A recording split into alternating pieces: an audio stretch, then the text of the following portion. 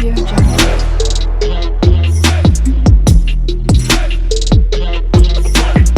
Audio Jungle. Hi hello welcome to my YouTube channel. ഇന്ന് എനിക്ക് പറയാനുള്ളത്, ഇപ്പോൾ സോഷ്യൽ മീഡിയയിൽ മുഴുവൻ ഒരുപാട് ഇൻഫ്ലുവൻസേഴ്സിൻ്റെ ഡെലിവറിയും ഇങ്ങനെ ഓരോ ഇത് നടന്നുകൊണ്ടിരിക്കുകയാണ്. അപ്പോൾ നിങ്ങൾക്ക് ഉള്ളതുപോലെ തന്നെ എനിക്കും ഒരുപാട് സ്ട്രൈക്കിംഗ് ആയിട്ടും എനിക്ക് ഒരുപാട് അത് കണ്ടിരിക്കുമ്പോൾ എനിക്ക് ഫുൾ ആ ഒരു വ്ളോഗ് മുഴുവൻ എനിക്ക് സങ്കടത്തോടു കൂടി കണ്ടത് ഓബിയസ്ലി ഈ ദിയ കൃഷ്ണയുടെ വീഡിയോ തന്നെയായിരുന്നു. അപ്പോൾ അത് കണ്ടപ്പോൾ എനിക്ക് സത്യത്തിൽ വളരെ സങ്കടമായത് വേറൊന്നും കൊണ്ടല്ല, ഞാൻ എൻ്റെ ഒരു ടൈമും എൻ്റെ ആ ഒരു ടൈമിൽ ഞാൻ അനുഭവിച്ച കുറച്ച് പ്രയാസങ്ങളൊക്കെ ഞാൻ ഓർത്തുപോയി. അപ്പോൾ നിങ്ങളും അങ്ങനെ തന്നെ ആയിരിക്കും, നമ്മളത് കാണുമ്പോൾ നമ്മുടെ എക്സ്പീരിയൻസ് ആയിരിക്കും നമ്മൾ റിലേറ്റ് ചെയ്യാൻ നോക്കുക.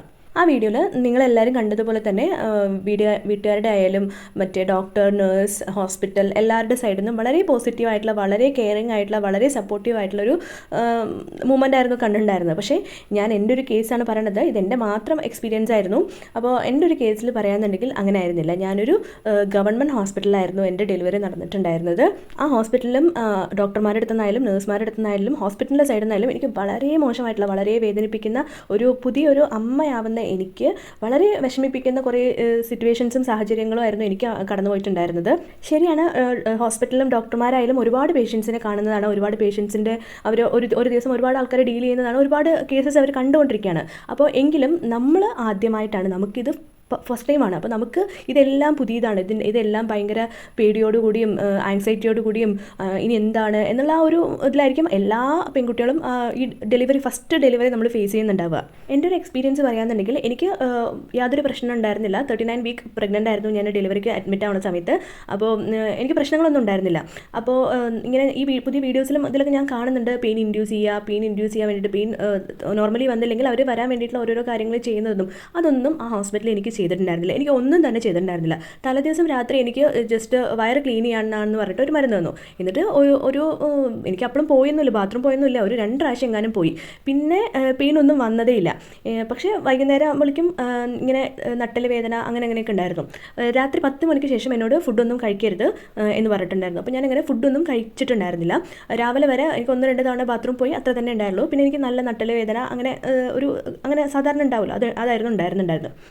എന്നിട്ട് രാത്രി മൊത്തം ഞാനിങ്ങനെ നടക്കുക, അങ്ങനെ ഓരോരോ കാര്യങ്ങൾ നമ്മൾ നോർമൽ ഡെലിവറി കിട്ടാൻ വേണ്ടിയിട്ട് അങ്ങനെ ഓരോരോ കാര്യങ്ങൾ ചെയ്യുന്നുണ്ടായിരുന്നു. പക്ഷേ ഒന്നും ഉണ്ടായില്ല. രാവിലെ നേരം വെളുത്തിട്ട് ഡോക്ടർ വരുമ്പോൾ ഒരു 8-8:30 ആയിട്ടുണ്ടായിരുന്നു. അപ്പോൾ ഡോക്ടർ എന്നോട് വരാൻ പറഞ്ഞു. ഞാൻ പോയി. അപ്പോൾ ഡോക്ടർ എന്നോട് പറഞ്ഞു, ഒന്നും ആയിട്ടില്ല, ഇപ്പോൾ ഓപ്പറേഷൻ ചെയ്യുന്നതാണ് നല്ലത്, ഇന്നാണെങ്കിൽ ഞാനുണ്ട്, പിന്നെ ഒരു 2-3-4 ദിവസം ഞാൻ ലീവായിരിക്കും. ഓൾറെഡി ഞാൻ ഹോസ്പിറ്റലിൽ അഡ്മിറ്റ് ആയിട്ടൊരു 6 ദിവസം എങ്ങാനും കഴിഞ്ഞു. അതിന് ശേഷമാണ് ഇതൊക്കെ ഉണ്ടാവുന്നത്. അപ്പോൾ പറഞ്ഞു, ഇന്നാണെങ്കിൽ നമുക്ക് ഓപ്പറേഷൻ ചെയ്യാം. ഞാൻ ഫുൾ ബ്ലാങ്ക് ആയി. എൻ്റെ കൂടെയാണെങ്കിൽ ഒരു മനുഷ്യനുണ്ടായിരുന്നില്ല. എൻ്റെ അമ്മ മാത്രമാണ് എൻ്റെ കൂടെ ഉണ്ടായിരുന്നത്. ഞാൻ എന്ത് ചെയ്യണം, ഞാൻ ആരോടാണ് അഭിപ്രായം ചോദിക്കേണ്ടത്? ഹസ്ബൻഡിനെ വിളിച്ചപ്പോൾ ഹസ്ബൻഡ് ഫുൾ തിരക്കാറ്. രാവിലെ ആൾ പുറത്താണ് ജോലി ചെയ്യുന്നത്. അപ്പോൾ രാവിലെ 8 മണിക്കൊന്നും വിളിച്ച ആളെ കിട്ടില്ല. അപ്പോൾ എനിക്ക് എന്താ ചെയ്യേണ്ടതെന്ന് അറിയാണ്ടായി. അപ്പോൾ അമ്മ പറഞ്ഞു, ശരി ഓപ്പറേഷൻ ആണെങ്കിൽ കുഴപ്പമില്ല, അത് സാരില്ല എന്ന് പറഞ്ഞ് എന്നെ സമാധാനിപ്പിച്ചു. അപ്പോൾ ഞാനും പറഞ്ഞു, ശരി എനിക്കൊന്നും അറിയില്ല, അമ്മ എന്താ വെച്ചാൽ പറഞ്ഞോളൂ എന്ന് പറഞ്ഞ് ഞാനും വന്നു. അപ്പോൾ അമ്മ ഓക്കെ പറഞ്ഞു. അതിനുശേഷം ഓപ്പറേഷൻ തിയേറ്ററിൽ കയറി. അങ്ങനെ ഓപ്പറേഷൻ കഴിഞ്ഞു. എന്നിട്ട് ഡോക്ടർ എന്നോട് പറഞ്ഞത്, എന്താ ഭക്ഷണമൊക്കെ ഒരുപാട് വാരി വലിച്ച് കഴിച്ചിട്ട് കുട്ടിയെ ഒരുപാട് വണ്ണം വെച്ച് വരുത്തിയിട്ടുണ്ടല്ലോ എന്ന് പറഞ്ഞു. എനിക്ക് 4.03 ആയിരുന്നു കുട്ടി വെയിറ്റ് ഉണ്ടായിരുന്നത്. എനിക്കറിയില്ല, നമ്മൾ സാധാരണ പോലെയാണ് ഫുഡ് കഴിക്കുന്നത്. കുട്ടി ഒരുപാട് വണ്ണം വെക്കണം എന്ന് പറഞ്ഞിട്ട് നമ്മൾ ഫുഡ് കഴിച്ചിട്ടില്ല. പക്ഷേ ഡോക്ടർ പറയുന്നത് കേട്ടപ്പോൾ വല്ലാതെ വേദനിച്ചു. അവിടെ തന്നെ എനിക്ക് വല്ലാതെ വിഷമായി. എനിക്കൊന്നും പറയാനില്ലായിരുന്നു. നമ്മൾ ഭയങ്കര ഒരു അവസ്ഥയിലായിരിക്കുമല്ലോ, ആ ഒരു സിറ്റുവേഷനിലൂടെ കടന്നു പോകുന്നവർക്ക് അറിയാമല്ലോ. അതിനുശേഷം പിറ്റേ ദിവസം ആദ്യത്തെ വാക്കൊക്കെ കഴിഞ്ഞു. അതിനെക്കുറിച്ചൊന്നും ഞാൻ പറയുന്നത്, അതൊക്കെ എല്ലാവർക്കും അറിയാവുന്നൊരു കാര്യമല്ലേ. അത് കഴിഞ്ഞ ശേഷം എനിക്ക് ബ്രീത്ത് ചെയ്യാൻ പറ്റുന്നുണ്ടായിരുന്നില്ല. എനിക്ക് ഒട്ടും ബ്രീത്ത് ചെയ്യാൻ, സംസാരിക്കാനേ എനിക്ക് പറ്റുന്നുണ്ടായിരുന്നില്ല. എനിക്ക് കുട്ടിയെ ഇരുന്ന് പാല് കൊടുക്കാൻ പറ്റുന്നുണ്ടായിരുന്നില്ല, ബ്രീത്ത് ചെയ്യാൻ പറ്റുന്നുണ്ടായിരുന്നില്ല. ആകെ മൊത്തത്തിൽ എനിക്ക് ഭയങ്കര ഒരു പ്രശ്നമായിരുന്നു ഉണ്ടായിരുന്നത്. അപ്പോൾ ഞാൻ അത് നമ്മുടെ ഡോക്ടർ വന്ന് ടെസ്റ്റ് ചെയ്തു. അപ്പോൾ എന്നിട്ട് എന്നോട് ഇത് ജസ്റ്റ് ഇതിന് വേണ്ടി മാത്രം വുമൺ ആൻഡ് ചിൽഡ്രൻ ഹോസ്പിറ്റലാണ്, തൊട്ടടുത്ത് തന്നെ ഹോസ്പിറ്റലുണ്ട്, ഗവൺമെൻറ് ഹോസ്പിറ്റലുണ്ട്, അവിടെ പോയിട്ട് കാർഡിയോളജിസ്റ്റിനെ കാണിക്കാൻ പറഞ്ഞു. എന്നിട്ട് എക്കോ എടുക്കാൻ പറഞ്ഞു. എൻ്റെ കൂടെ ആണെങ്കിൽ അമ്മ മാത്രമേ ഉണ്ടായിരുന്നുള്ളൂ. ഞങ്ങൾക്ക് എന്ത് ചെയ്യണമെന്ന് അറിയുന്നുണ്ടായിരുന്നില്ല. അപ്പോൾ നമ്മൾ അവിടുത്തെ നേഴ്സുമാർ എന്നോട് പറഞ്ഞു, നിങ്ങൾ ഇവിടെ ആംബുലൻസ് അവൈലബിൾ അല്ല, അപ്പോൾ നിങ്ങളൊരു ഓട്ടോ അറേഞ്ച് ചെയ്തിട്ട് അതിൽ പോയിക്കോളൂ എന്ന് പറഞ്ഞു. ഞാൻ ഓപ്പറേഷൻ കഴിഞ്ഞ് സെക്കൻഡ് ഡേ ആണ് ഇത് സംഭവിച്ചുകൊണ്ടിരിക്കുന്നത്. എനിക്ക് എൻ്റെ സ്റ്റിച്ചസ് ഉണങ്ങിയിട്ടില്ല, എനിക്ക് നടക്കാൻ പറ്റില്ല, എനിക്ക് ബ്രീത്ത് ചെയ്യാൻ പറ്റുന്നില്ല. എന്നിട്ട് ഇവർ ഓട്ടോയിൽ പോകാൻ പറഞ്ഞു. റോഡിൻ്റെ അവസ്ഥ അത്രയും മോശമായിരുന്നു. എന്നിട്ട് ഞങ്ങളെ ഓട്ടോയിലാണ് പറഞ്ഞു വിട്ടത്, ഞാനും അമ്മയും കൂടെ. എന്നിട്ട് കുട്ടിയെ നോക്കാൻ വെച്ചാൽ ഏട്ടൻ്റെ അമ്മ വന്നിട്ടുണ്ടായിരുന്നു. അതുകൊണ്ട് കുട്ടി ഹോസ്പിറ്റലിലായിരുന്നു ഉണ്ടായിരുന്നത്. അത് അത്രയും തിരക്കുള്ള ഹോസ്പിറ്റലാണ്. ഞാൻ എൻ്റെ വേഷം കണ്ടല്ലോ, ഞാൻ ഒരു ഫോട്ടോയിൽ ഇട്ടിട്ടുണ്ടായിരുന്നു. ആ ഒരു വേഷത്തിൽ നമുക്ക് എന്താ ഞാൻ പറയാമെന്ന് എനിക്കറിയില്ല. അത്രയും മാനസികമായിട്ട് ഞാൻ തകർന്നു പോയിട്ടുള്ള ഒരു സിറ്റുവേഷൻ ആയിരുന്നു അത്. ആ ഓട്ടോയിൽ എനിക്കൊന്ന് കയറി ഇരിക്കാൻ പോലും എനിക്ക് പറ്റുന്നുണ്ടായിരുന്നില്ല. അത്രയും വേദന സഹിച്ച് ഹോസ്പിറ്റലിൽ നിന്ന് അത്രയും എനിക്കൊരു ആംബുലൻസ് അവിടെ നിന്ന് അറേഞ്ച് ചെയ്ത് തരാവുന്നതേ ഉണ്ടായിരുന്നുള്ളൂ. പക്ഷെ അതൊന്നും അവർ ചെയ്തിട്ടുണ്ടായിരുന്നില്ല. പിന്നെ ഹോസ്പിറ്റലും സിസ്റ്റർമാരും അതൊരു ജയിലും, ഞങ്ങൾ പേഷ്യൻസൊക്കെ അതിലൊരു ജയിൽ പുള്ളികളുമാണ്. അയ്യോ, അങ്ങനെയും പറയാൻ പറ്റില്ലല്ലോ അല്ലേ, ഗോവിന്ദച്ചാമി ജയിൽ ചാടിയല്ലോ. അപ്പോൾ അത്രയും സ്ട്രിക്റ്റ് അല്ലാത്തതുകൊണ്ടാണല്ലോ അതങ്ങനെ ചാടിയത്. അപ്പോൾ അതും പറയാൻ പറ്റില്ല. അപ്പോൾ അത്രയും ഉള്ളൊരു സിറ്റുവേഷൻ ആയിരുന്നു അവിടെ ഉണ്ടായിരുന്നത്. നമുക്ക് വളരെ നമ്മളെങ്ങനെയാണ് ട്രീറ്റ് ചെയ്യുന്നത് വെച്ചാൽ നമ്മൾ പേഷ്യൻസ് ആണ്. അപ്പോൾ നമ്മളെ വളരെ മോശമായിട്ടുള്ള രീതിയിലാണ് നമ്മൾ അവരെ ട്രീറ്റ് ചെയ്യേണ്ടായിരുന്നത്.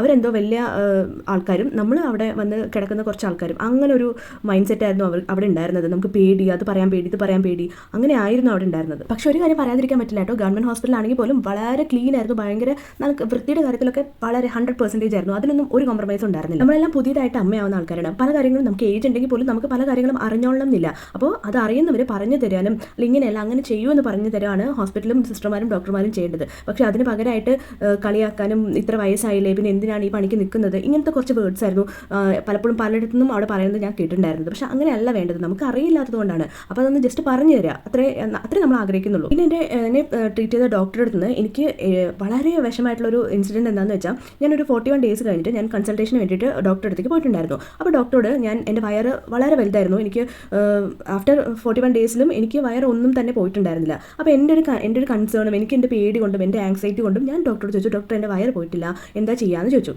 അപ്പോൾ എൻ്റെ ഡോക്ടർ എനിക്ക് തന്ന മറുപടി എന്താണെന്ന് വെച്ചാൽ, നീ ബിക്കിനിട്ട് നടക്കാനൊന്നും പോകുന്നില്ലല്ലോ, കുഴപ്പമൊന്നും ഇല്ലാന്ന്. സത്യത്തിൽ അത് കേട്ട ഒരു നിമിഷം ഞാൻ വളരെ സ്റ്റക്കായിപ്പോയി.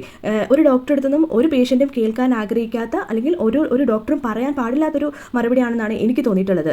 നമ്മൾ ഒരു അസുഖം വന്നാൽ അല്ലെങ്കിൽ ഒരു പ്രോബ്ലത്തിന് നമ്മൾ ഡോക്ടറെ കാണുന്നത് അവരുടെ അടുത്തുനിന്ന് സൊല്യൂഷൻ കിട്ടാനും അല്ലെന്നുണ്ടെങ്കിൽ അവരുടെ അടുത്തുനിന്ന് ഒരു കറക്റ്റായിട്ടുള്ള ഒരു രീതിയിലുള്ള മറുപടി കിട്ടാനും വേണ്ടിയിട്ടാണ്. അല്ലാതെ ഇങ്ങനെ കളിയാക്കുന്ന രീതിയിൽ വർത്താനം പറയാനോ ബിക്കിനിട്ട് നടക്കാൻ പോകില്ല എന്ന് നമുക്കറിയാലോ. ഇങ്ങനെ ആവരുത് ഡോക്ടറെന്ന് ഞാൻ അപ്പോൾ മനസ്സിലാക്കി. 2 വർഷം കഴിഞ്ഞിട്ടും ഇപ്പോഴും ഞാൻ ആ ഒരു ട്രോമയിൽ നിന്ന് പുറത്ത് വന്നിട്ടില്ല എന്നുള്ളതാണ് സത്യം. ആ ട്രോമ ഇപ്പോഴും എന്നെ പലപ്പോഴും ട്രിഗർ ചെയ്തുകൊണ്ടിരിക്കുന്നുണ്ട്. സത്യത്തിൽ ഈ 2 വർഷം കഴിഞ്ഞിട്ട് ഇപ്പോൾ ഇങ്ങനെ ഒരു വീഡിയോ ചെയ്യാൻ കാരണം തന്നെ ആ ട്രോമയിൽ നിന്ന് ഞാൻ മുഴുവനായിട്ട് പുറത്ത് വരാത്തത് കൊണ്ട് തന്നെയാണ്.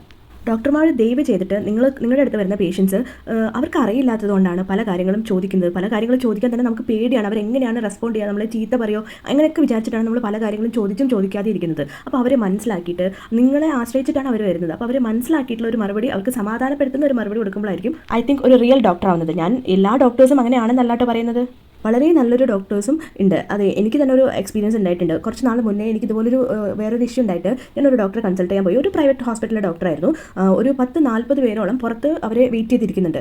ഞാൻ എൻ്റെ പ്രശ്നം പറഞ്ഞ് ഞാൻ കരഞ്ഞപ്പോൾ ഡോക്ടർ എന്നെ സമാധാനപ്പെടുത്തി അവിടെ ഇരുത്തി എനിക്ക് വേണ്ട സൊല്യൂഷൻസും എനിക്ക് വേണ്ട സമാധാനവും എനിക്ക് ഇങ്ങനെ ചെയ്താൽ മതി എന്നൊക്കെ പറഞ്ഞ് വളരെ സ്നേഹത്തോടു കൂടി നമ്മളോട് പെരുമാറിയ ഒരു ഡോക്ടറുടെ എക്സ്പീരിയൻസും എനിക്ക് ഉണ്ടായിട്ടുണ്ട്. ഞാൻ പറഞ്ഞത് എല്ലാ ഗവൺമെൻറ് ഹോസ്പിറ്റലും മോശമാണെന്നോ എല്ലാ ഡോക്ടേഴ്സും നഴ്സുമാരും മോശമാണെന്നോ അങ്ങനെയൊന്നുമല്ല.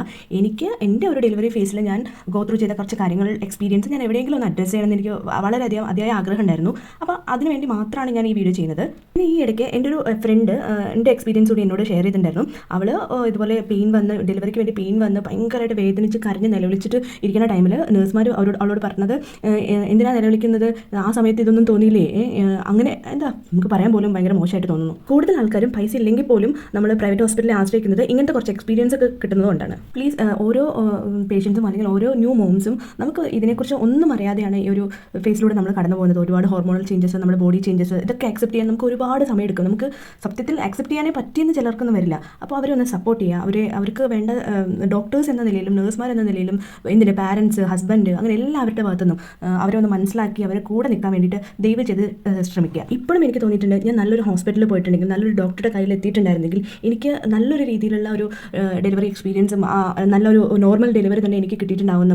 സി-സെക്ഷൻ മോശമാണെന്നല്ല പറഞ്ഞത്, എങ്കിലും അങ്ങനെ ഒന്നും ഉണ്ടാവുമെന്ന് ഞാൻ എൻ്റെ മനസ്സിൽ ഇപ്പോഴും പറയുന്നുണ്ട്. ബട്ട് ഫെയ്ത്ത് ഇങ്ങനെയൊക്കെ വരണം എന്നായിരിക്കും വിധിച്ചിട്ടുണ്ടാവുക. എനിക്കറിയാം ഇതിനൊക്കെ മോശമായിട്ടുള്ള എക്സ്പീരിയൻസ് ഉണ്ടായിട്ടുള്ള ആൾക്കാർ വേറെ ഉണ്ടാവും. അവർക്കും ഒരുപാട് സപ്പോർട്ട് ഇല്ലാത്ത അല്ലെങ്കിൽ അങ്ങനത്തെ ഒരുപാട് എക്സ്പീരിയൻസ് ഉള്ള ഒരുപാട് ആൾക്കാരുണ്ടാവുമെന്ന് എനിക്കറിയാം. പക്ഷേ എൻ്റെ ഒരു എക്സ്പീരിയൻസ് ആണല്ലോ എനിക്ക് വലുത്. എല്ലാവർക്കും അങ്ങനെയാണല്ലോ, അവരവരുടെ എക്സ്പീരിയൻസ് ആണ് അവർക്ക് ഏറ്റവും വലുത്. അപ്പോൾ ഏത് ഹോസ്പിറ്റലായാലും ഏത് ഡോക്ടറായാലും ഓരോ പേഷ്യൻസും തൻ്റെ ഡോക്ടേഴ്സിനെ കാണുന്നത് ദൈവം എന്നൊരു രീതിയിൽ തന്നെയാണ്. അതിൽ യാതൊരു സംശയമില്ല.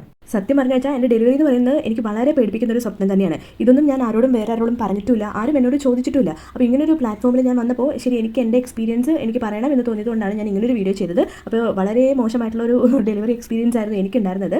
അപ്പോൾ ഒരു 7 മിനിറ്റിലോ 8 മിനിറ്റിലോ തീരാവുന്ന സ്റ്റോറി ആയിരുന്നില്ല ഇതൊന്നും. ഇനിയും ഒരുപാട് എക്സ്പീരിയൻസ് എനിക്ക് അവിടെ നിന്ന് ഉണ്ടായിട്ടുണ്ട്. എങ്കിലും ഞാൻ ഇവിടെ നിർത്താണ്. അപ്പോൾ എല്ലാവർക്കും താങ്ക് യു സോ മച്ച്.